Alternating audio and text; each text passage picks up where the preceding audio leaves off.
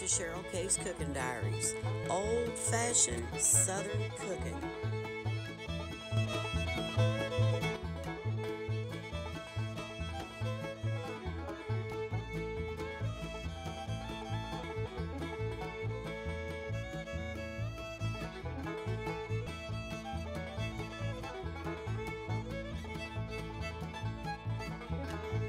Hey guys, welcome back to Cheryl K's Cooking Diaries. This evening we're going to make something really delicious, and it's something that the kids are going to love, and we're going to be making some Oreo pudding pops. Now I remember as a kid growing up, we used to be able to get the pudding pops in the store. I think they were Jell-O pudding pops, and I used to love those things. But you know what? I've never been able to find them anymore. So I don't know what happened with that. But anyway, we're going to make our own. And they're so easy to make, guys. You won't believe how easy these things are. So give me just a minute. Let me show you everything that goes into this.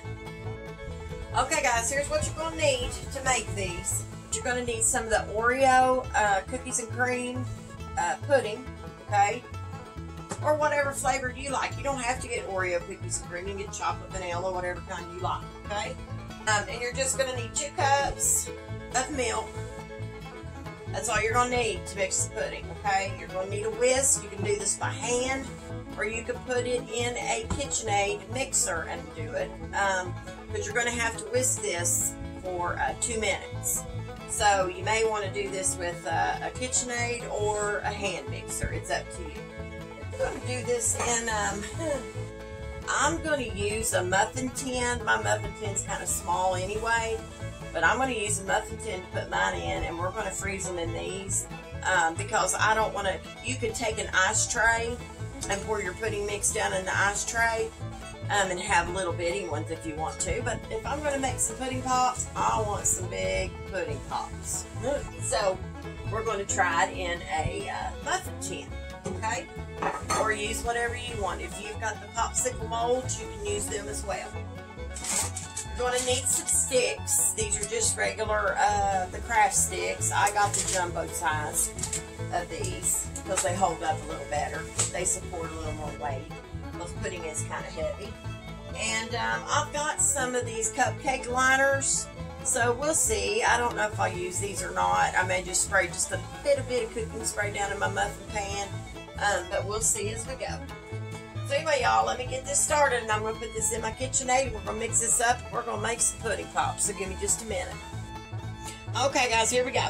Alrighty, let's open our Oreo pudding mix. So let's get that opened. I've got you down here at the bowl of the stand mixer. And like I said, what we're going to do is we're going to put this pudding in our bowl, and we are going to add 2 cups of cold milk, and we are going to whisk this for 2 minutes in the mixer, okay? And then it's going to be kind of a soft set. It will be soft set in 5 minutes, but that's not what we're looking for. You need to put these in the freezer and keep them in the freezer for 2 hours if you want pudding pops, okay? All right, and then we're going to pour this mixture down in here. Okay, we're going to add 2 cups of cold milk. Okay.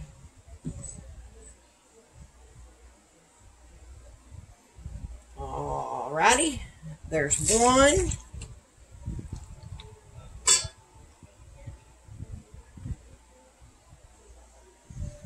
And there is 2. We can always make other package here if we need it. But let's see how much this makes first. Okay, guys? Alright, I'm going to use my whisk for this, of course, because that's what you need to do this with. We'll lower our whisk down in here. We'll lock this in place. And we're going to start this out first on stir. Okay?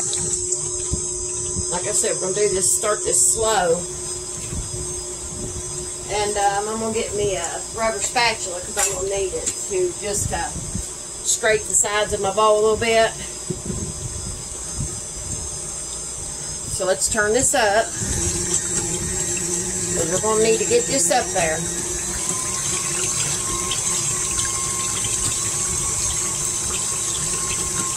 And then We're going to time this for 2 minutes. So I'm going to leave it about there so we don't splash out anything.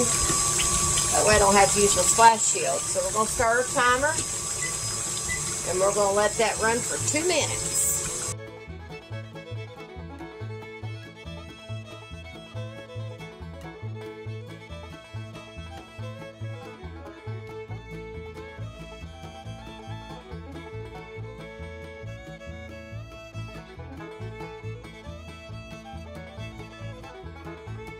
Alright, y'all, there's our timer. So let's see how this looks. So let's back this down. Turn this off. Okay, let's see how this looks. Be fine. See if it mixed it all good, because that's what I was wanting. I want to make sure that we've got this mixed okay. I'll make sure there's no powder in the bottom of my bowl. It's important. That's the consistency we need, y'all. And we'll go ahead and get this out, y'all. So give me just a minute. Okay, y'all. Here we go. I'm going to scrape this off the sides once again.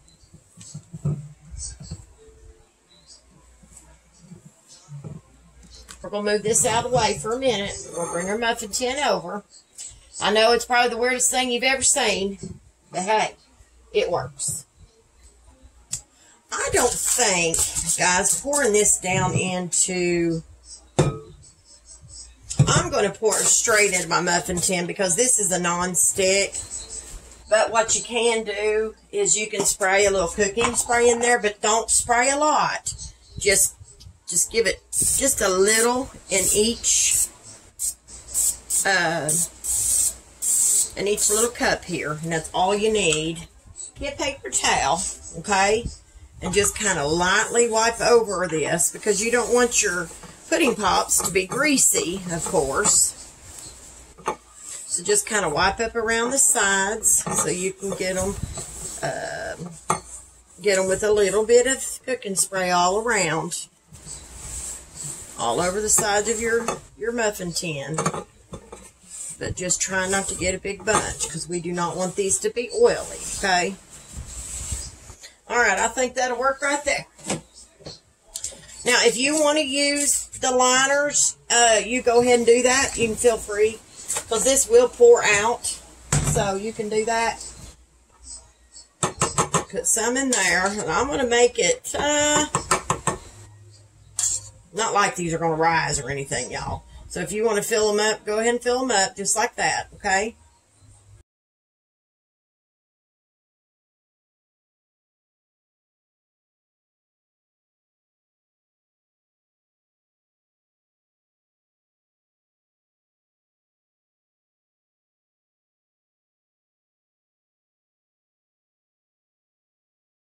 I like to take a teaspoon, y'all, and I like to kind of level them out just a little bit.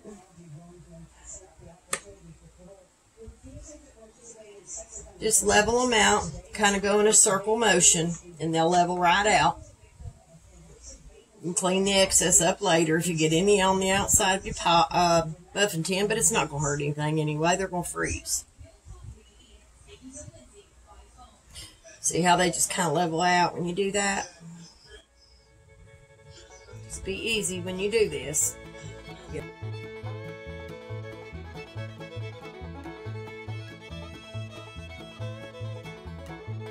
Okay, guys, we're going to get our sticks, and we're going to put these in here, okay? And this is just what kind I use. I just use the craft sticks. They're the bigger ones. I think they do better because they're jumbo. So we need 6 of them. Alright, so all we're going to do is take these sticks and stick down in the middle of them, okay? But you have to be careful when you put these in a freezer. So, just stick them right down the center of your pudding, okay? And then there's the second one. 4. I know they look huge in these, will look huge in our pudding pops, but it's alright. They'll hold them because they're big. Now, so what I gotta do is, I gotta put these in the freezer, and I have to leave these in here for 2 hours. And then when they come out, I'll show y'all. Hopefully, I'll be able to show y'all tonight what they turned out like. If for some reason I don't get to come back and show you, I will be back for a part 2 to show you what these turned out like. So what I'm going to do is I'm going to get these in the freezer very, very, very carefully. So that's what you want right there, y'all. Okay? If you don't have any sticks, what you can do is, if you have any plastic, like cutlery laying around, like spoons, the plastic spoons, you can actually take the spoon and you can insert the stick part of the spoon down in it. I guess you could do it either way. Whatever way works for you. You know, whatever way you like, you can do that. So don't worry. You can use that too. And maybe some of y'all got some other ideas that you can use, you know, for this as well. But I always like the sticks, and I like to buy the jumbo sticks. Even if I'm making candy apples or caramel apples, I like to have the jumbo sticks because I want something to be able to hold on to it. Because sometimes them one sticks are just so little, it's hard for them to hold on to them sometimes. I've had them fall off my stick when I've eaten a caramel apple. So anyway, I just buy these jumbo sticks and use stuff like that for that when I make it. So anyway, guys, I'm going to put these in. And when they get froze, I'll be back to show you what they turned out like. So I'm back, and this is the part 2 of the Oreo Cookies and Cream pudding pops we made. I let them freeze overnight in the refrigerator, and then I transferred them over into my deep freezer where they would freeze a little harder. So if you got a deep freezer, it'd be good for them. But they come out pretty good. I just have to take my icing knife and kind of loosen them up in the muffin tin. But other than that, they popped right out and they look wonderful. So I'm going to show you what they turned out like. I told you I would. So give me just a minute. Okay, guys, I got them in a gallon-sized freezer bag. They're in freezer burn. And I wrap these in saran, okay? So I'm going to start sitting them out where y'all can see them. 6 of them. And this is what they look like, y'all. Check that out. They turned out so good. They look good. I'll unwrap this one right quick for you, just kind of show you. But put them in some saran. I can't even talk. And they won't stick to it. See there how easy that pulled off there? Now look at this. Check it out, guys. Your muffin tin pudding pops. Now, isn't that something? But they turned out good, and I know these are going to be delicious, guys. I know they will. So, anyway, I just wanted to bring you back on because I wanted to show you exactly how they turned out. Hey, I just wanted to show you. I'm going to put this back in the saran, and I just took the saran like this and pulled it together, cut me off a piece, and then I twisted it. Like I did, let me show y'all. Right quick how that one kind of fell over on me. But see, you can tell because that is firm as ever, y'all. That thing ain't going to come out there for nothing. I mean, seriously. So anyway, I want to bring back on and show you these pudding pops. So these were Oreo Cookies and Cream muffin tin pudding pops. And we'll any kind you like, guys. Mix your pudding up and start pouring, and pour anything you want to. You can even use ice trays to do these in, but I didn't want them to be that small, so I wanted them to be in something a little bigger, because if I'm going to eat me a pudding pop, I want it to be a good size. I haven't eaten one yet, but I'm going to here in a little while. But I promised y'all that I'd show you how these turned out.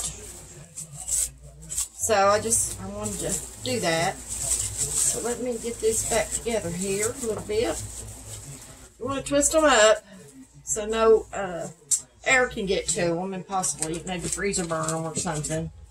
So just make sure they're twisted, guys. You know, just cut you off a decent piece of foil. Or I mean plastic wrap. Hard. Hear that, guys? They're hard as a rock. So, alright, y'all. Anyway, I just wanted to bring y'all back on to show you our homemade pudding pops that we made. And I'm going to put these back in the deep freezer so they'll stay good and cold. So, anyway, y'all, I hope you've enjoyed this little video of these homemade cookies and cream Oreo pudding pops. And anyway, guys, I hope the kids love them, because I used to love these when I was a kid, when we used to be able to buy the Jell-O kind in the store, and they used to have chocolate vanilla swirl and different kinds of pudding, you know, on each pop. So anyway, guys, I hope you all enjoyed this. I hope you all will make these. So don't mind to go to Cheryl K's Cooking Diaries and like and share and follow. I'd greatly appreciate it. And if you don't mind to go over to my YouTube channel and like and subscribe, I would appreciate it. So anyway, guys, I'm going to let you go, and I will be seeing you soon. So thanks for watching, guys. Stay safe and stay blessed. Bye.